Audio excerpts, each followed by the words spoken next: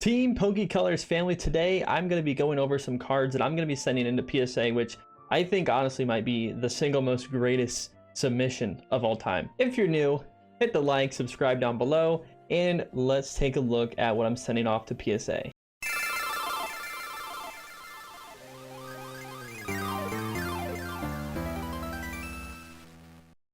All right, folks, so here it is.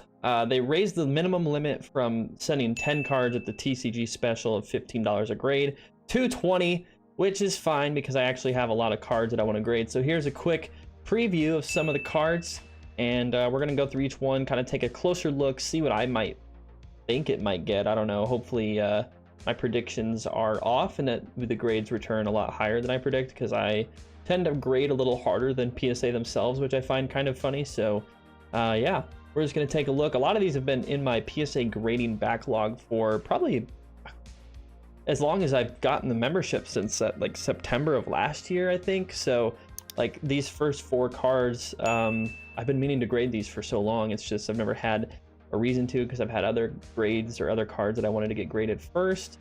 And the majority of these cards in here are just personal collection items or duplicate alternate arts that I've pulled that I want to grade. And basically I just keep the less better centered one in my binders, because I really don't care about centering that much. And hopefully these better centered cards will bring back some 10s for me. So we're just going to go through it slowly and surely, taking a look. But first big dog of the grading submission, I'm going to make this number 1. It's going to be the Crystal Kingdra. Got this from a trade back in 2021. So glad I picked it up, because crystal cards are super hard to come by. And looking at the back, it's not in the best shape, but it's definitely not like damaged or moderately played, in my opinion. If anything, the edges might dock it a few points. So hopefully it'll come back like a 7 or even a 6 would be fine. It's a crystal card. I really don't care. Definitely not hoping for a 5 though. 5 is kind of like, ugh. At that point we might crack it, so we'll see.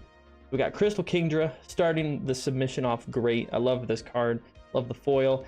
Next up, we got a Feraligatr e-reader from Expedition. I actually got this back in like 2019 from a local card shop for like 30 bucks, and it's in great shape aside from a few corner edge dinks. So hopefully hoping for a PSA 8 or better on this guy. He's got a really nice swirl right here as well, if you can see that.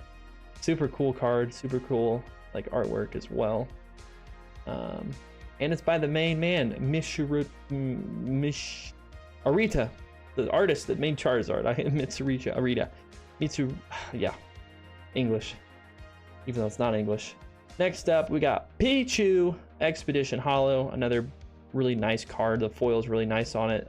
No scratches. If there are, they're very minor, like hair scratches that might get overlooked, hopefully.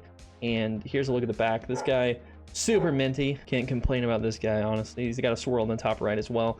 And then obviously we got to hit him with the Raichu from the same set, same evolution line. He's got some more scratching on the foil, but still it's an e-reader, and it's in pretty decent shape. So PSA 7 or better I'll be happy with on this guy.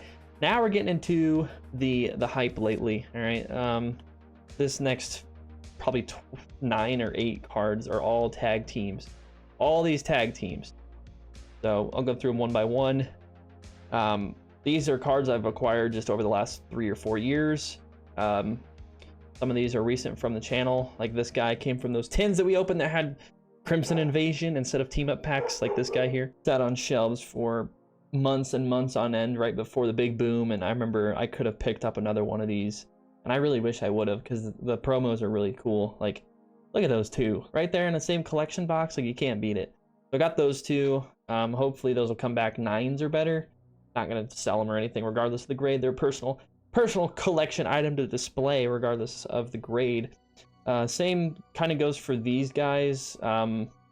These are more of the tin and box promos. So if I'm gonna keep any of these, it'll hopefully I mean, obviously I'd like to keep the 10s, but you never know. If they don't come back 10s, that's fine. I graded this last time I graded cards, and this is a different one. And this one I think is a lot better centered, so it should get a 10. And I did get a 10 in this guy last time, and it had the exact same centering. So this guy should get a 10. Hopefully, you never know. PSA grader could be having a bad day.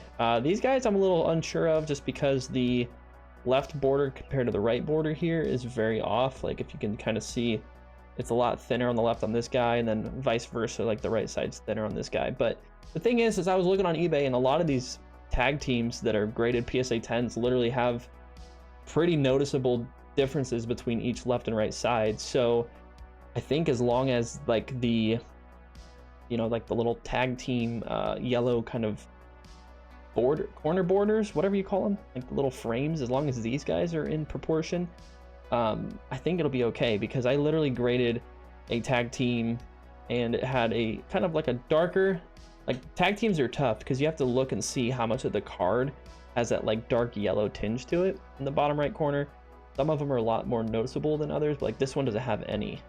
So the one that I've graded a 10 in the past had a little speck, little corner, little edge shadow kind of in the bottom right corner and up the right side, not so much on the bottom. So these are going to be tough because I'm not really sure if they're going to grade high. They might get 9s just because they're minty, but we're hoping for 10s. We're hoping for 10s on obviously everything. But those are tag teams. A lot of them I've just held on to and have needed to grade for a while, so we're going to send them in today, well, tomorrow at the time of recording. But next up, these are more like the quick flip money cards, if you call it that, just because some of them I don't really care to hold on to, but I know something like this in a PSA 10 goes for around $150, which pays for half the submission. So you got to throw some money cards in there because you never know. Something like this might hit a 10 and then you can sell it and basically get all these graded cards for free. But that's just my method.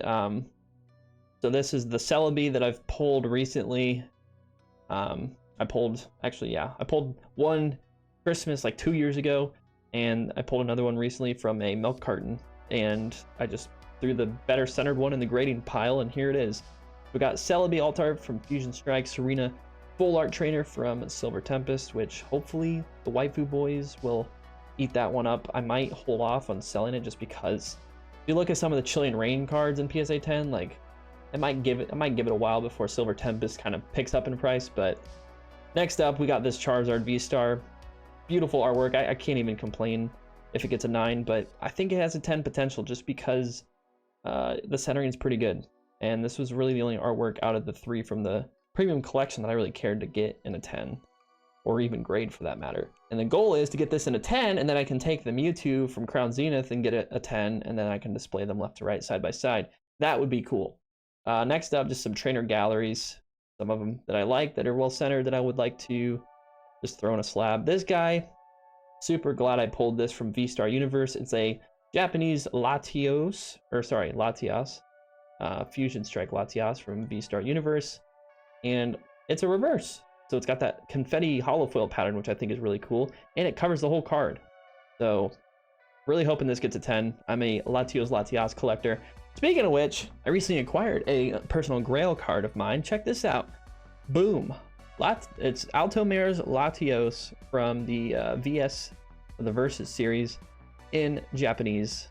And I can see why it got a 7. There's a big scratch there and a couple there, unfortunate. But yeah, if anybody has a Latias that would complement this in a 7 or better, ideally a 7 to keep the grades consistent with each other, that would be fantastic. I did see a pair of these on eBay sell for like $212, but I already had the Latios, so I didn't go and bid on it. But yeah, super cool card, super cool artwork, and it's an e-reader from, you know, way back in the day, back in 2002. Here's the back, a little scuffed, not too bad. Moving along past the Latias, we have the closers. We got the Umbreon V from Evolving Skies alternate art. This guy just pulled this is the one I pulled on the channel recently, I believe, from that ETV that was sitting in the display case back there. So we're gonna grade it, see what that gets. And then I have the brand new promos from Paldea Evolved. We have the non-Pokemon Center and the Pokemon Center versions.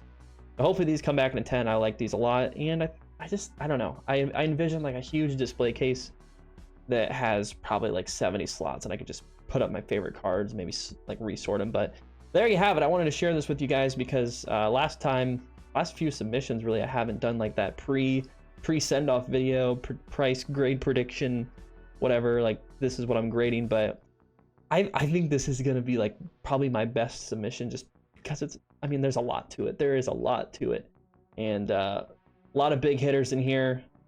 So hopefully we get some great grades back. And if you did enjoy, or if you didn't, let me know in the comments. That's fine too.